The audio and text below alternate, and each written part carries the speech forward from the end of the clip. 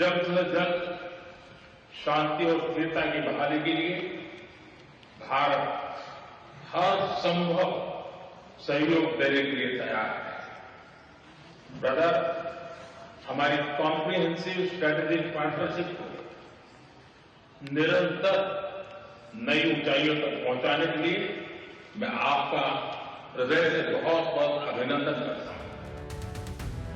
संकट जब वैश्विक पटल पर दस्तक देता है तो देश के नेतृत्व की असली परीक्षा शुरू होती है और इतिहास गवाह है कि हर चुनौती के बीच से अक्सर निकालने की क्षमता ही किसी देश को महान बनाती है।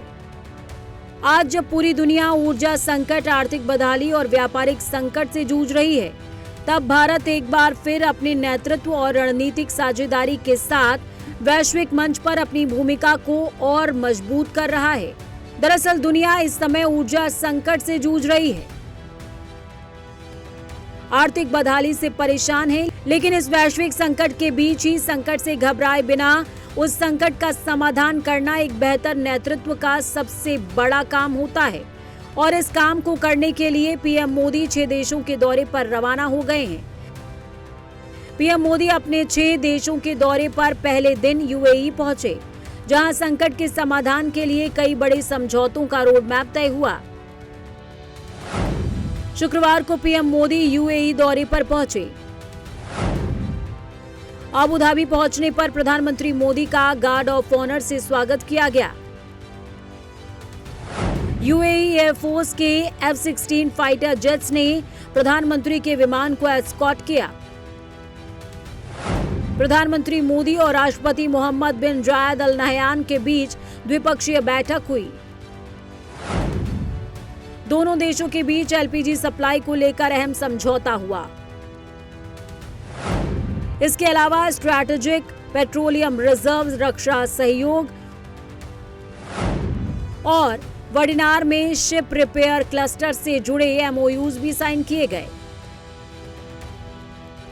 यूएई में हुए करीबन 2 घंटे के इस खास दौरे के दौरान दोनों देशों के बीच हर उस समझौते पर सहमति बनी जो आने वाले समय में भारत की ऊर्जा जरूरतों और आर्थिक विकास को नई दिशा दे सकते हैं। ये साझेदारी केवल व्यापार तक ही सीमित नहीं है, बल्कि ये तकनीक, निवेश और साझा सहयोग की नींव को मजबूत बनाएगा।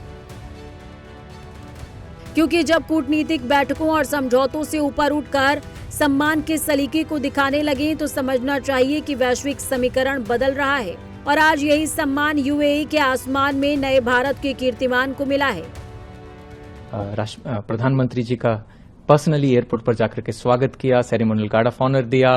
कैसे जब प्रधानमंत्री जी का एयरक्राफ्ट यहाँ की एयर स्पेस में एंटर किया तो यूएई के फाइटर जेट्स ने उसको एस्कॉर्ट किया। आई थिंक ये सब देशवासियों के लिए, भारतवासियों के लिए एक बड़ा गर्व का विषय था कि किस तरह से हमारे प्रधानमंत्री जी को किस तरह से ऑनर दिया जा रहा है, किस तरह से स्वागत किया जा रहा है। और आउटकम्स की बात करूं तो बहुत ही सब्सटेंटिव, चाहे माननीय प्रधानमंत्री जी चंद घंटों के लिए यहाँ थे, परंतु उनकी दिल खोलकर एक दूसरे से बातचीत हुई और उन्होंने जो आउटकम्स आए बहुत ही स्ट्रांग, जिससे हमारी कॉम्प्रिहेंसिव स्ट्रेटेजिक पार्टनरशिप को एक नई दिशा, नई गति और नया। दरअसल जब पीएम मोदी का विमान यूएई के हवाई नेटवर्क में दाखिल किया तो सम्मान का सिलसिला वहीं से शुरू हो गया। इन तस्वीरों में दिखाई दे रहा आसमान में पीएम मोदी के विमान के साथ उड़ता यूएई का F-16 फाइटर जेट का यह एस्कॉर्ट ये बता रहा है कि भारत अकेला नहीं चलता, उसके साथ सम्मान की एक लंबी कतार चलती है। यह एस्कॉर्ट दरअसल एक प्रतीक है उस भरोसे का, उस प्रभाव का, उस साझा संबंधों का जो वैश्विक पटल पर निर्णायक साबित होता है। यूएई के इस करीबन 2 घंटे के दौरे में पीएम मोदी को सम्मान के साथ साथ साझा संकट से उबरने वाले समाधान के उस रोड मैप पर भी सहमति बनी, जिससे भारत को संतुलन बरकरार रहेगा। अब आखिर दोनों देशों के बीच क्या क्या समझौता हुआ, इस पर भी नजर डाल लेते हैं। UAE strategic defence partnership framework समझौता, ISPRL और ADNOC के बीच स्ट्रैटेजिक पेट्रोलियम रिजर्व सहयोग समझौता, LPG liquefied petroleum gas supply पर रणनीतिक सहयोग समझौता, वारिनार में शिप रिपेयर क्लस्टर स्थापित करने की व्यवस्था, शिप रिपेयर सेक्टर में स्किल डेवलपमेंट सहयोग समझौता, सीडेक और G42 के बीच 8 एक्साफ्लॉप सुपर कंप्यूट क्लस्टर स्थापित करने का समझौता, भारत में $5 अरब निवेश की प्रतिबद्धता, जिसमें इंफ्रास्ट्रक्चर, RBL बैंक और SMM कैपिटल में निवेश शामिल है। दुनिया ऊर्जा संकट और अस्थिरता के दौर से गुजर रही है, लेकिन इसी उथल-पुथल के बीच भारत अपनी भूमिका को केवल भागीदार के रूप में नहीं बल्कि समाधान देने वाले राष्ट्र के रूप में स्थापित कर रहा है। यही वजह है आज जब भारत का नेतृत्व किसी देश की सीमा में प्रवेश कर रहा है तो उसका स्वागत केवल धरती पर नहीं बल्कि आसमान में भी दिखाई दे रहा है। यूएई के साथ हुए भारत के ये 7 समझौते से ये साबित हो रहा है कि भारत संतुलन के हर रास्ते को अपना रहा है। यूएई में बड़ी तादाद में तेल और गैस का भंडार है, इसलिए ऊर्जा संकट से उबरने के लिए यूएई के साथ साझेदारी बेहद जरूरी साबित हो सकती है। भारत के लिए ये खास अवसर इसलिए भी है कि यूएई अब ओपेक संगठन से बाहर निकलकर सप्लाई कर रहा है। यूएई अपने को ओपेक संगठन से बाहर निकालकर खुलकर भारत को तेल सप्लाई कर सकता है। वैश्विक संकट के बीच समाधान निकालने के लिए सप्लाई कर सकता है।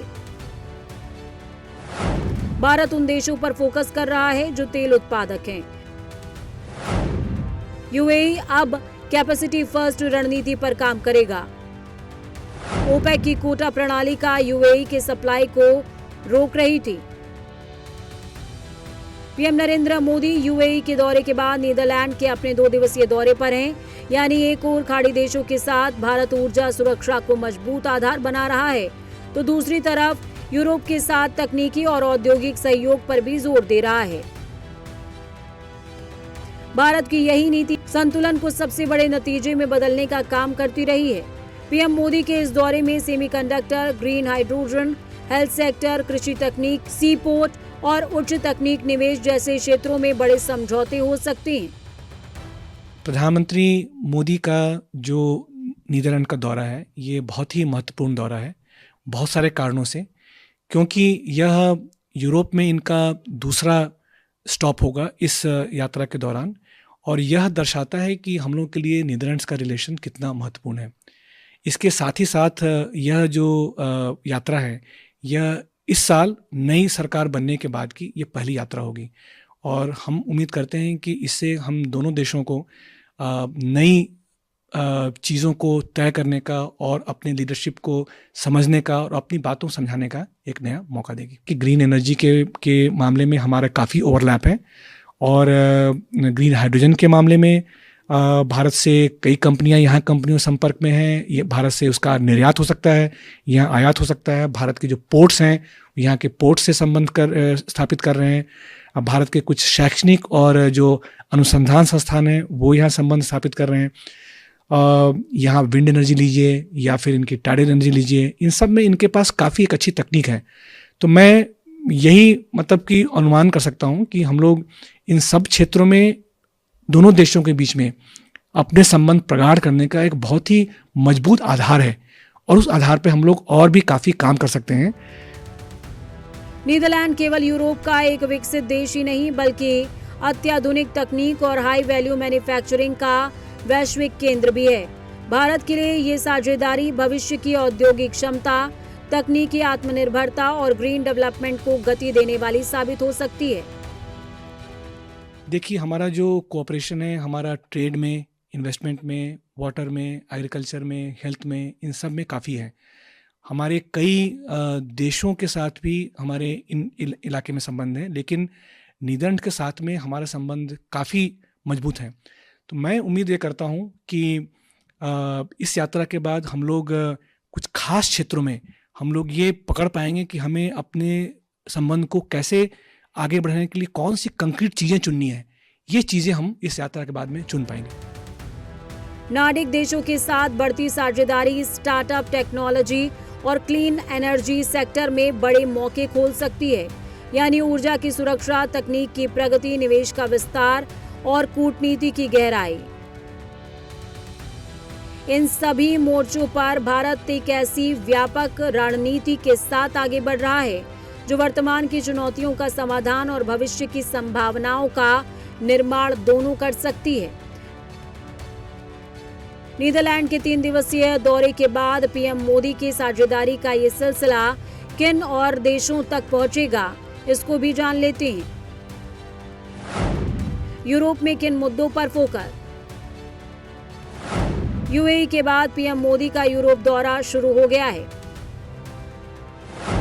पीएम मोदी नीदरलैंड्स में 15 से 17 मई तक रहेंगे, जहां सेमीकंडक्टर, ग्रीन हाइड्रोजन, डिफेंस और वाटर मैनेजमेंट पर बात हो बनेगी। इसके बाद पीएम मोदी स्वीडन के दौरे पर 17 से 18 मई को जाएंगे। स्वीडन में एआई और उभरती तकनीक, ग्रीन ट्रांजिशन, सप्लाई चेन पर सहमति बन सकती है। उसके बाद पीएम मोदी नॉर्वे की यात्रा पर 19 मई को जाएंगे, जहां इंडिया नॉर्डिक समिट, सतत विकास और ग्रीन ग्रोथ पर चर्चा होगी। वैश्विक संकट के समय में देश की शक्ति केवल सैन्य या आर्थिक क्षमता से नहीं मापी जा रही है, बल्कि कूटनीतिक संतुलन और साझेदारी की क्षमता से तय हो रही है। और भारत और यूएई के बीच हुई ये साझेदारी इस क्षमता को बखूबी बयां कर रही है। यूएई के बाद नीदरलैंड के साथ भी भारत के बड़े समझौते हो सकते हैं, यानी संकट के समय समाधान का ये सिलसिला दिखा रहा है कि सहयोग ही साझेदारी का सबसे बड़ा सबूत है और भारत लगातार इस दिशा में आगे बढ़ रहा है। Bureau report, prime news.